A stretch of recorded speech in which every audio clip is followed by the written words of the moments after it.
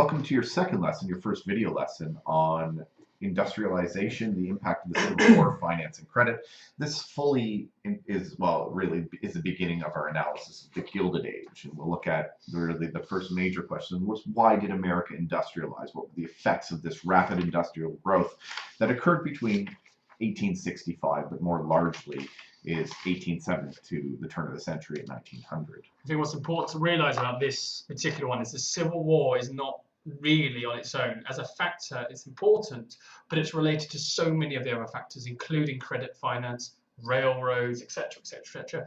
So as we go through, remember that it's not as simple as saying Civil War is on its own.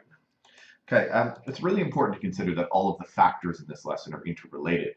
Your exams are going to ask you to consider the interrelation between these factors. So why did the USA undergo a remarkable economic transformation in the years 1870s to 1900? There's no single reason, rather a host of reasons. And you need to weigh the significance of a range, I should say, of reasons. So always be thinking of the relative importance of each topic you cover vis-a-vis others. And always, as you're revising, it's good practice, in the preparation for exams, to work on crafting arguments as you're in your head as you go through. Now, what I like to refer to this as an example of what's known as an Anna Karenina paradox. Tolstoy's book, Anna Karenina, a great book. What do you think, Mr. Suter? Lackluster. Opens with the line, all happy families are alike. Each unhappy family is unhappy in its own way. Meaning that, for something to succeed, all factors need to be present. For something to fail, you must remove one. You can kind of look at American industrialization. Why did America become the world's greatest industrial power in these years? Why did it boom? It did because all of these interrelated factors all existed at the same time. So which one was more important? This lesson, and actually the next few lessons to follow, will examine a number of different reasons which you need to consider in your head and incorporate it into your answers. So the first one we're going to look at is the Civil War. Now there's various different impacts of the Civil War. The primary one is based on the idea of Keynesian economics. It's very, very controversial economic theory, but there is a broad consensus amongst most economists that if you pour money, if the government puts money into an economy, gives people money to do stuff, that helps businesses grow. So in this case, for a civil war, you need guns, you need ammo, railway uniforms, soldiers. That is the government giving money to factories, to soldiers, usually out of nowhere, and then printing money or borrowing money. What that does is that actually massively helps stimulate economy. But because, for example, you need guns, factories start to get built. There was a market for guns where there wasn't one before. Now you have a new factory. Now you have a new factory, you have new people working in the factory who earn money. Okay, then you have more money in the economy. So this is a real push and a real help for growth. Is the government basically creating wealth, pushing industry to work, and that in turn leads to more workers, that leads to more wealth, and therefore leads to more industry. And what we seem to find is the Civil War stimulates this demand. It's not the only reason that the rise of industry is happening all throughout the century, but afterwards, these factories, even if they're not making guns, turn to other stuff, they make other goods, and the workers who made money and were paid in these factories still have money to spend, and it helps sustain people buying stuff. There's also an aspect of innovation, as we'll sort of allude to, and this really, the Civil War kicks off what becomes known as the Gilded Age. Now, that is the title of this lesson, and the Gilded Age effectively means golden age, okay? Historians in around the 1930s, I believe, start to use the term the Gilded Age to refer to the period of the 1870s and 1880s, because this is seemingly the time of the worship of money and ostentation. That's very important. It's gilded. Gilded isn't golden. Golden is when you cover something, a base of metal like lead or steel in gold to make it look pretty. The idea being like the wedding ring you gave your wife. Exactly. Yeah. Well, I know. Hurtful. The Gilded Age is all about the idea of, on the surface it looks very golden, but underneath that golden ostentation, it's actually much darker, much more base. So at this time, we'll see you have huge monopoly corporations like Standard Oil employing tens of thousands of people, but at the same time, this relative prosperity, as they say, also masked serious social problems. The fact that wages were low, working conditions were terrible, living conditions were terrible in America, and the politicians had to confront change that they could barely keep up with. Okay. So why did industrialization grow rapidly in the years 1870 to 1900s? Some historians refer to this time as the Second Industrial Revolution, and the demands really, or the reasons for this, need to be viewed from both the supply side and the demand side. Firstly, the supply side, and you'll have to get this concept. This is new products such as electrical goods, new services such as the railroads being invented and provided to people. Now, of course, the fact that these groups, these things are coming out, they're creating new industries. Add to that the fact that there was plentiful cheap labor, mostly due to immigration, which allow people to produce goods at rates that made a profit for the manufacturers. On the other side, almost conversely and very interconnected, you get this idea of demand. You have an expanding population because of immigration largely, which is providing a large market for new goods and services that are being provided. Foreign markets are opening up. Transport infrastructure ensures that local firms who are efficient get access to the entire government, or rather the entire country's market. Whereas, if you owned a small factory in, let's say, pick any random city, Pittsburgh, Pennsylvania, you would probably be, before the invention of the transcontinental railroad, limited to the immediate geographic region. Now you build something in Pittsburgh, it can be shipped within a matter of days to, let's say, Denver, Colorado. Government increased demands because also they put high tariffs, which meant that the government taxed goods coming into this country. We'll explore all of these in greater detail over the next few lessons, but it's just good to keep this in mind. It's also important to consider that entrepreneurs could gain access to capital. New banking methods are created. The creation of a complex banking system centered around Wall Street allows them to invest in new technologies because they can gain and borrow huge sums of money that weren't otherwise available to them in the era before the Civil War. And this is absolutely critical, and it's one that's very often overlooked. Essentially, what this is you cannot start a factory on the money that you have in your pocket. You may have a few ultra wealthy individuals who might be able to start a factory, but then it needs new machinery, it needs new research development, and that takes time, that takes money. Not to mention you haven't paid anyone yet. Absolutely right. So you need money to start with. That's where bankers come in. By providing capital, by providing money, that allows businesses to start. And what we see at this point is partly related to the Civil War. The first real people lending money and the first infrastructure allowed lending money is so people can lend money to the North during the war and bankers can give money to the North. Now there's no longer a war, they start lending money instead to businessmen. They start making returns, they make more money, and now there's more money to lend to businesses. And so it's absolutely important to realize you may have as many entrepreneurs, you may have many markets, but if you physically don't have the factories, which is essentially requires money, loans, credit, then you can't have everything else. So I would say, although it's quite a subtle one and it's not definitely on its own, never underestimate how important to allow the growth to happen that credit is. One thing to point out though, you can say it would grow anyway, but not as fast because some people have money and they'll make a factory and it happens slower. But credit certainly means that people who don't have money can start a factory quickly, and that means their factory can be big from the start and sell lots of stuff from the start. It helps accelerate more on that in another lesson. Now, as I said, this is a time of massive growth. And to just put it all in perspective before we get into our each individual reasons, of which we'll cover 2 in this lesson, the massive growth, here are some numbers for you, and they are pretty staggering. In 1865, it's important to consider that the economies in the North and the South were predominantly agricultural. In fact, in the North, which we consider the industrial region, having studied the Civil War, you might be familiar with the concept that the North had more industry than the South, and the South was an old traditional society of courtly gentlemen working on their plantation farms. But in reality, in reality, the North was actually still an agricultural society.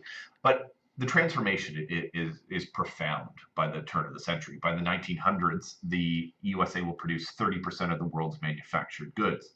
Employment in manufacturing, which is areas of mining, manufacturing, construction, and the related services that serve these large overarching industries, will rise from 4 million people to 18 million people in a short period of time. The US will become the center of industrial and commercial inventiveness, and this is really important. A patent is something you take out on a product that you develop, which prevent people from copying your product and selling it. It's a way of protecting your sort of intellectual property. In 1850, only 2,000 patents were issued in the United States. By 1900, 21,000 patents were issued. And these are statistics not overall, these are each year. So you see that the amount of inventiveness for industry in different areas that is being spurred by the nature of the United States at this time is absolutely jaw-dropping, really. 21,000 patents is quite a large number.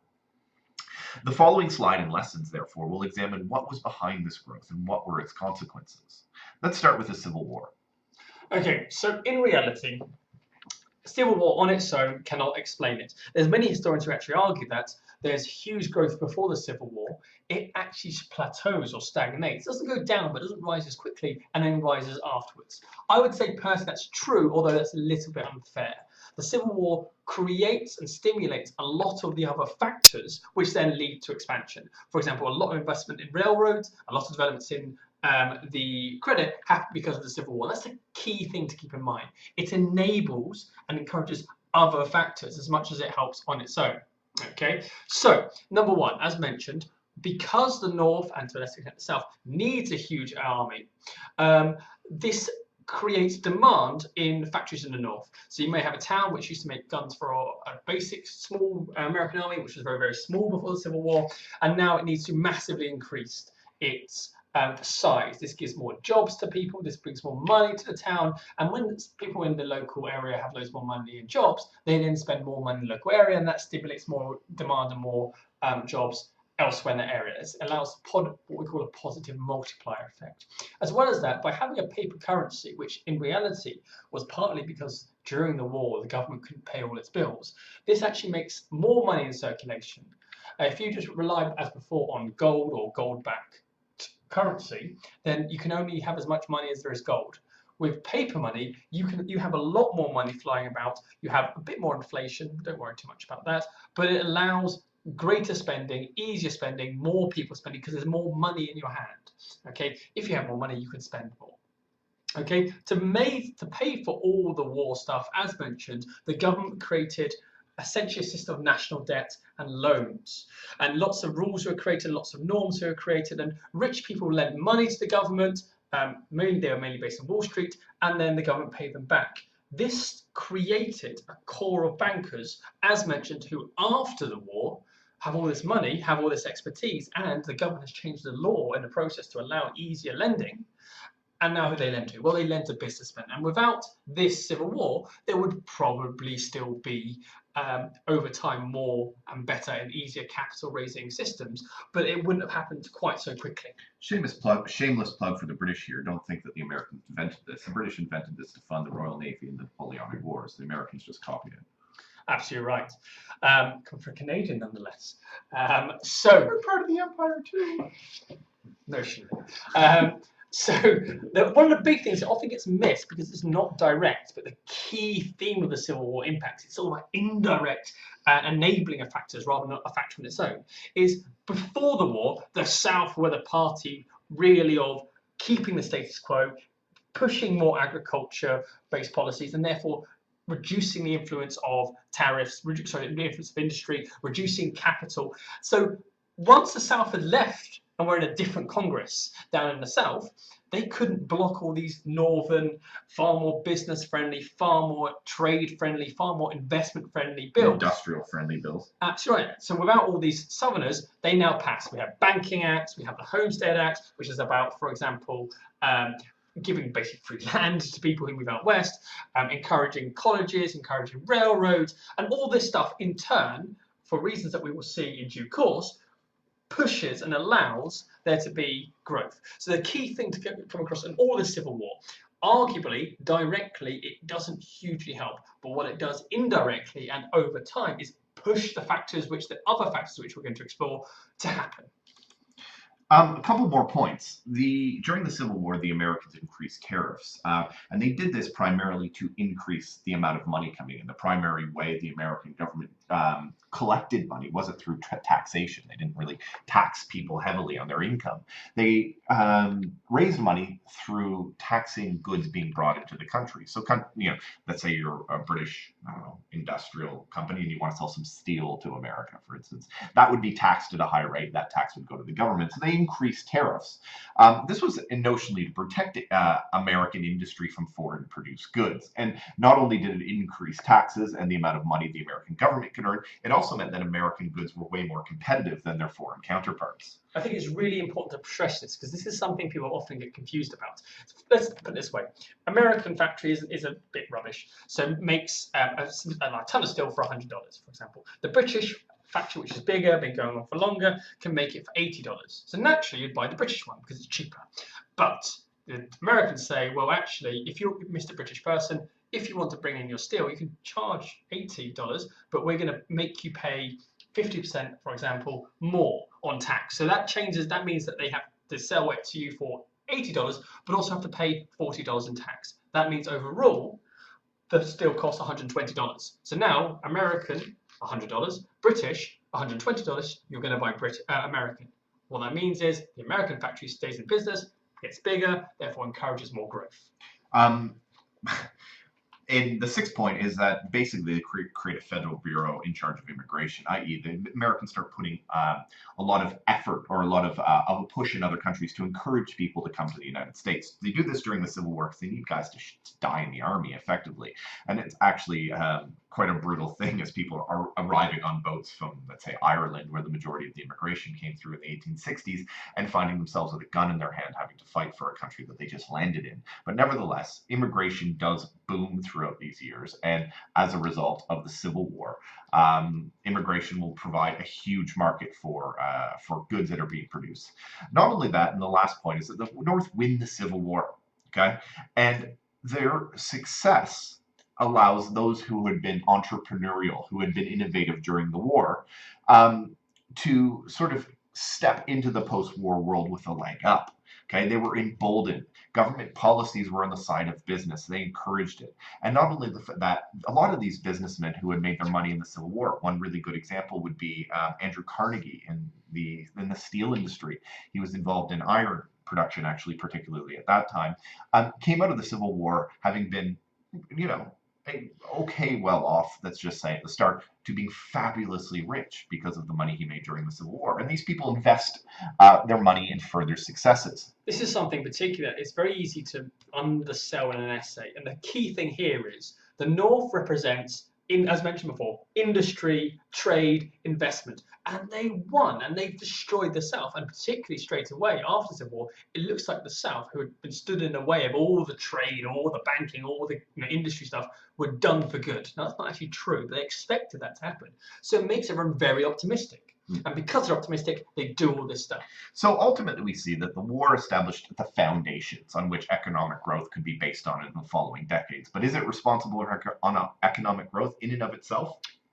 No. Okay, the last point we're going to cover today is the notion of capital financing credit. The availability of capital, that is money, for investment had already improved before the Civil War with the growth of things known as corporations. We'll talk about this notion a lot in other lessons, but essentially, large businesses a corporation are large businesses or groups of companies which are all controlled and run together as a single organization. Okay, imagine it as a premiership club with a whole bunch of branches that run individual clubs. I don't understand that reference. That's I'm not even sure that's true. Like my limited knowledge, rugby's a bit. Anyway, so the key thing, apart from some random sports anecdote going on over here, is just trying to be down with the children. They like the sports.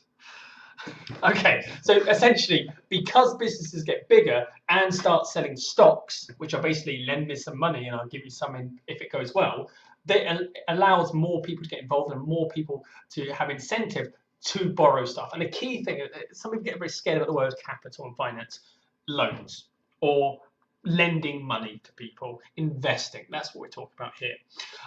The key thing going on here is essentially because more businesses allow people to invest, and because there are more people who have money to invest, they encourages more money to be given to companies with the expectation that you'll see it again in 5-10 years, but with more money attached, because the business has used your money to buy new machines and now is much richer and therefore will give you it back, plus on the way you've been making money.